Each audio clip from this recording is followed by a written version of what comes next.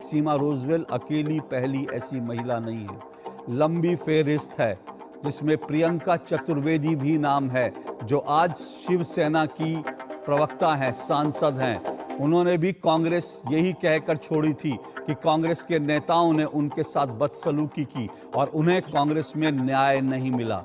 और इसी तरह से राधिका खेड़ा ने भी कांग्रेस के नेताओं की बदसलूकी और उसके बाद उनको न्याय नहीं मिलने के बाद पार्टी छोड़ी। मैंने कहा ऐसे लंबी फेहरिस्त है। लेकिन राधिका खेड़ा जी, अब ये जो आरोप, नया आरोप आया है, सिमी रोजवेल लोग कह रही है कास्टिंग काउच एग्जिस्ट करता है। ये तो मतलब भयंकर है। अगर ये है तो मुझे लगता है इस देश में कोई महिला सुरक्षित कैसे रहेगी, जिन पार्टियों के ऊपर महिलाओं को सुरक्षा देने की जिम्मेदारी है, अगर वो खुद ही महिलाओं का यौन शोषण करते हैं ताकि महिलाओं को आगे बढ़ने का मौका वो दें, तो इससे तो खतरनाक कुछ हो ही नहीं कर। आपको यकीन है, आपको लगता है ये आरोप में कुछ सच्चाई होगी? अशोक जी, आज जो ये सब मैं देख रही हूँ, इसने मुझे जो मेरे साथ हुआ उसकी याद दिला दी। और ये कांग्रेस पार्टी का असली चेहरा है। लगातार जब भी आप इतिहास उठा के देख लीजिए, ना ये पहली है ना ये आखिरी महिला होंगी जो इस तरीके से, जिसके साथ इस तरीके का सलूक किया गया। ये कांग्रेस का असली चेहरा है। जब भी महिला, कोई भी महिला अपने हक के लिए आवाज उठाएगी, अपनी कंप्लेंट सामने रखेगी, तो उसकी आवाज को कुचल दिया जाएगा और अपराधी वहीं बने रहेंगे। आप लंबी फहरिस्त उठा के देख लीजिए, प्रियंका चतुर्वेदी हो, अंकिता दत्ता हो, मैं आपके सामने बैठी हूँ। ये अभी का जो घटना है, ऐसी और भी लड़कियां थी। अभिजीत निरंकारी छत्तीसगढ़ से, अर्चना गौतम एक दलित नेता जो विधायक का चुनाव लड़ सकती हूँ कि ब्रांड एम्बेसडर स्वयं प्रियंका वाड्रा ने उनको टिकट दी थी। क्या हुआ? संदीप सिंह, प्रियंका वाड्रा के पीए ने उनको गुंडे भेज के 24 अकबर रोड के अंदर ही पिटवाया, मुझे कांग्रेस ऑफिस के अंदर बंद किया।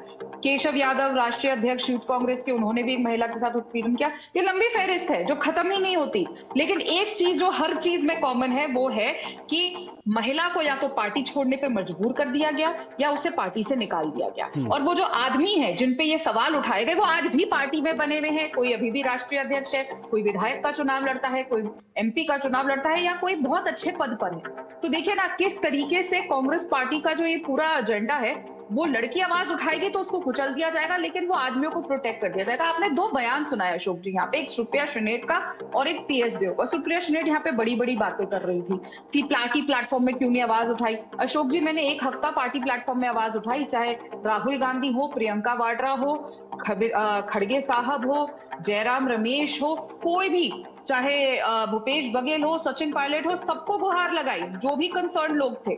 लेकिन क्या हुआ? एक शो कॉज नोटिस तक नहीं भेजा गया। गुहार पे गुहार लगाती रही। मैं तो रोती रहती थी फोन करके कि कुछ तो कर लीजिए, चलिए आप मेरे खिलाफ ही एक्शन करिए, इंक्वायरी शुरू करिए, कुछ तो करिए। लेकिन नहीं, कुछ नहीं किया गया। एक चीज जरूर करी गई, बोला गया कि तुम चुप रहो कि चुनाव है।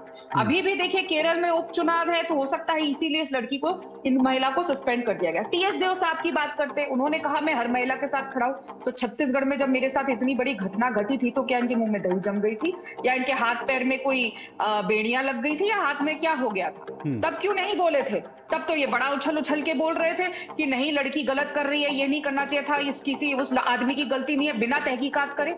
तब क्या हुआ था? तो इन लोगों के जो दोहरे मापदंड है ना, वो बार बार इन्हीं के बयानों से सामने आते हैं। और बहुत ही घटिया राजनीति कांग्रेस पार्टी कर रही है, जिसके चलते जनता उनको लगातार 10 साल से बाहर भी रख रही है। अब आपको समझ आ रहा होगा, जो लोग कहते हैं ना कि 10 साल हो गए कांग्रेस पार्टी में आती, इन्हीं कारनामों की वजह से, इन्हीं कुकृत्यों की वजह से वो वापस नहीं आती। जो देश नहीं, राधिका जी, ये जो जिन कुकृत्यों की बात कर रही हैं, मुझे लगता है वो तो अभी जनता के सामने, मैं 10 साल के उसमें, अगर कांग्रेस 10 साल से, अब तो 10 साल से ज्यादा साल हो गए, अगर वो सत्ता में नहीं है, तो मैं उसमें ये महिला उत्पीड़न को नहीं जोड़ता, क्योंकि महिला उत्पीड़न को लेकर तो कांग्रेस का चेहरा अब सामने आ रहा है। और मुझे लग रहा है अब धीरे धीरे, जब आपने बोला उसके पहले प्रियंका चतुर्वेदी ने बोला, लेकिन प्रियंका चतुर्वेदी आज कांग्रेस के लिए भी शिवसेना में रहकर बैटिंग करती है, तो लोग समझ नहीं पाते कि अगर एक महिला जिसके साथ, जो कांग्रेस से ये आरोप लगाकर निकली हो कि मेरे साथ बदसलूकी हुई और उसके बाद मुझे न्याय नहीं मिला, उसके बाद ठीक है, उनकी अपनी चॉइस है, वो उनकी अपनी राजनीतिक मजबूरी हो सकती है,